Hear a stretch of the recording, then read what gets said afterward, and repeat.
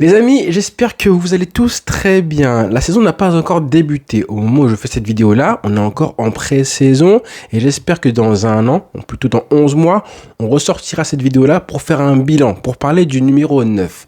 Car comme on le sait, c'est un sujet qui fait débat au sein du Barça, qui va faire débat puisque Lewandowski, l'actuel attaquant, le buteur numéro 1 du Barça, est en fin de contrat en 2026. Et comme je le dis souvent, on parle d'un poste où le Barça a toujours été dans l'obligation d'aller recruter des superstars, faute d'avoir réussi à en former d'excellents, comme c'est le cas pour les milieux de terrain, par exemple, de la Masia. Donc aujourd'hui, c'était l'occasion parfaite pour moi de reparler et de parler de Lewandowski, car c'est un sujet qui divise, qui fait débattre quoi qu'il arrive, parce qu'il lui reste évidemment un an de contrat, mais malgré le fait que ce soit une superstar, une légende absolue du football, son cas divise. Est-ce qu'il faut le conserver? Est-ce qu'il faut le faire jouer? Est-ce qu'il a encore le niveau du Barça? Et est-ce que c'est pas un petit peu trop risqué de s'appuyer sur un joueur de 37 ans pour aller chercher cette fameuse tant désirée 6e Ligue des Champions dans l'histoire du FC Barcelone? La tendance, bien évidemment, c'est que le joueur polonais va rester au Barça, qu'il va honorer cette dernière année de contrat, même si on a de nouveau eu, c'était hier soir, des rumeurs venant de la presse espagnole catalane qui nous dit que le Barça serait ouvert à un départ si le joueur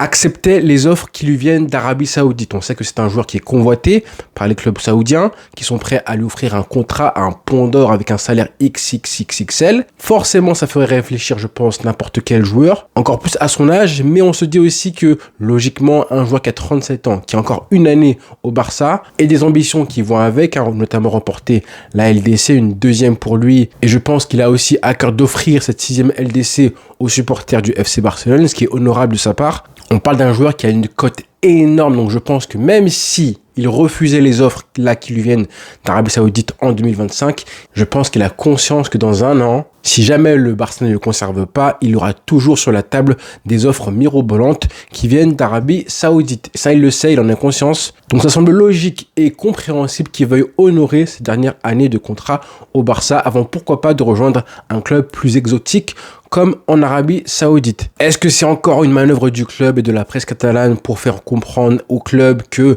le joueur est vendable et sur le marché des transferts? Comme ça, on a des offres qui viennent et après, on va espérer que le joueur sera tenté pour un départ qui malgré tout rapporterait gros au Barça parce que le joueur a une cote, que souvent les Saoudiens font des offres intéressantes auprès des clubs, en termes d'argent je parle évidemment, et puis le salaire XXL qui est déjà assez gros au Barça actuellement, du coup ne serait pas payé par le Barça. Ce qu'on sait c'est que Hansi Flick compte sur lui, et du coup est-ce que nous aussi on peut compter sur Lewandowski? Alors c'est un sujet qui fera débat toute l'année, je vous préviens, sur le potentiel successeur, sur le fait que ce sera probablement la dernière saison de Lewandowski au Barça, sachant qu'on parle quand même du numéro 9 et pour chaque grand club, normalement, un numéro 9, une arrivée et un départ d'une légende, ça se prépare en amont, ça met des mois pour travailler un dossier. C'est pour ça justement qu'on sait que le club, depuis un petit moment, parlait d'éventuellement approcher des joueurs comme Alexander Isak, comme Julián Álvarez. Le fait aussi qu'en 2026, il y aura les élections au Barça. Vous mélangez tout ça, vous prenez tout ça en compte et vous comprenez que normalement, si tout va bien, si le Barça est débarrassé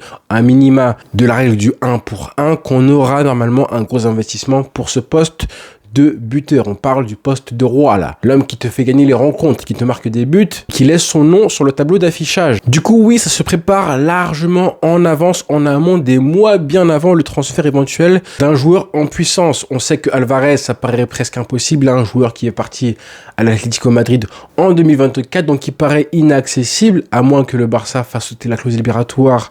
Mais je vois mal le club pouvoir faire une telle opération. Je vois encore moins l'Atlético Madrid accepter de renforcer un rival en Liga. Concernant Isak, on sait qu'il devrait normalement partir prochainement et signer enfin pour un gros club européen, mais pas le Barça. Du coup, les options sont un petit peu limitées, faut le dire. Mais en un an, rassurez-vous, il peut se passer plein de choses. Un joueur peut émerger. Et surtout, si jamais dans un an, Lewandowski officialise son départ du Barça, on risque d'avoir beaucoup de numéro 9 et même des très bons qui se disent il y a une place à prendre au FC Barcelone à ce poste précis. Donc pourquoi pas essayer de forcer un départ vers le Barça. Erling Haaland, si tu m'écoutes, c'est maintenant. 150 millions d'euros, bien sûr que je rêve. Mais ça peut arriver que des joueurs, des stars en plus, des attaquants et des numéros numéro 9 fasse le maximum pour signer au Barça, qui reste un club hyper attractif. Maintenant, concernant Lewandowski, qui devrait rester au Barça un an de plus, à moins que retournement de situation, on sait jamais. Mais dans l'immédiat, quand on voit que Hansi Flick fait confiance à Lewandowski, que le joueur a encore de quoi prouver qu'il veut remporter une Ligue des Champions, qu'il veut aussi jouer la Coupe du Monde et arriver frais en meilleure forme possible, il y a 99% de chances qu'il reste. On le voit à l'entraînement, il est affûté,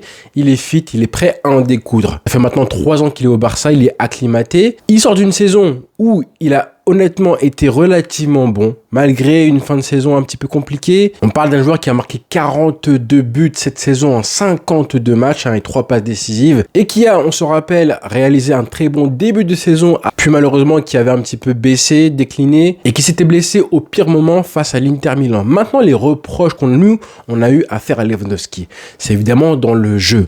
On a vu un joueur qui techniquement avait vraiment baissé, qui quand il voulait participer au jeu, c'était très compliqué, voire des fois assez affreux à voir. Des contrôles manqués, des pertes de balles stupides, des déviations très souvent manquées, des actions qui se terminaient souvent par lui. Et pas en bien. En gros, l'action se terminait quoi qu'il arrive quand on passait le ballon à Lewandowski. On lui passait le ballon, soit il frappait au but, soit le ballon était perdu. Et ça, on l'a trop souvent vu cette saison. On a tous en tête des moments, des actions où on voit Lewandowski venir décrocher plusieurs fois et on se dit aïe, non, ne fais pas ça. Fais pas ça s'il te plaît, papa. Et dans 90% des cas, on a un joueur qui reçoit le ballon, qui essaie de faire du jeu, de créer quelque chose, alors que ce n'est même pas son rôle et qui se prend les pieds dans le tapis. Donc dans le jeu, c'est de plus en plus compliqué pour lui, à cause de l'âge, à cause du déclin technique et tout, alors qu'on a un joueur qui a réalisé statistiquement sa meilleure saison au Barça. 42 buts, je le rappelle. Est-ce que ça vient aussi du fait que le collectif du Barça a été excellent cette année avec Hansi Flick? Je pense que oui. Du coup, quand je réfléchis à ma phrase d'origine, à savoir est-ce que Lewandowski peut réaliser une bonne saison, une dernière bonne saison au Barça, à 37 ans, on va demander à un joueur de ne pas décliner, voire faire mieux que ce qu'il a fait l'année dernière.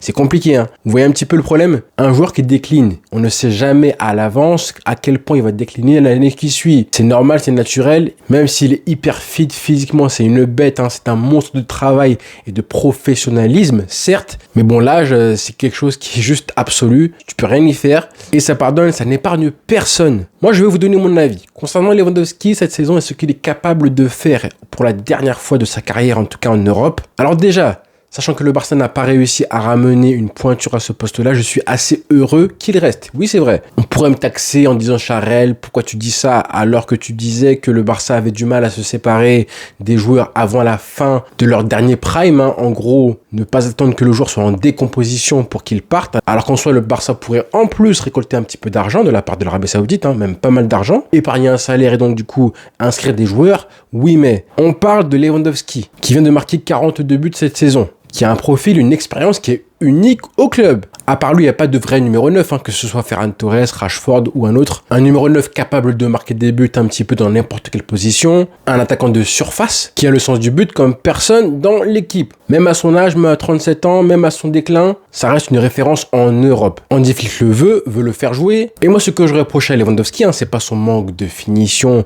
manque de réalisme, hein, c'est plus le fait que dans le jeu, il pouvait être handicapant. Sauf que, qu'est-ce que vient de faire le Barça? Évidemment, c'est de ramener Marcus Rashford, qui devrait être la personne qui règle cette espèce de déséquilibre offensif que le Barça avait la saison dernière, avec une équipe qui jouait majoritairement avec le côté droit, avec un danger qui venait du côté droit. Je me dis que si on a un Marcus Rashford qui amène ce danger côté gauche, ou un Rafinha, en gros une équipe encore plus équilibrée et du coup plus offensive que ce qu'on avait l'année dernière, et je me dis que je peux espérer que Lewandowski se décharge un peu plus du jeu, en gros qui reste dans ce rôle de pivot, qui joue dos au but, hein, qui se coltine, qui pèse sur la défense adverse, notamment les deux centraux, qui joue ce rôle de pivot de déviateur comme point de fixation. On peut espérer qu'il se cantonne à ça évidemment, sans oublier le fait de marquer des buts, être dans la surface de réparation et être à la retombée des centres également. C'est tout ce qu'on te demande, pas plus Lewandowski. Si le Barça arrive à être meilleur collectivement et que lui-même Lewandowski se décharge et laisse complètement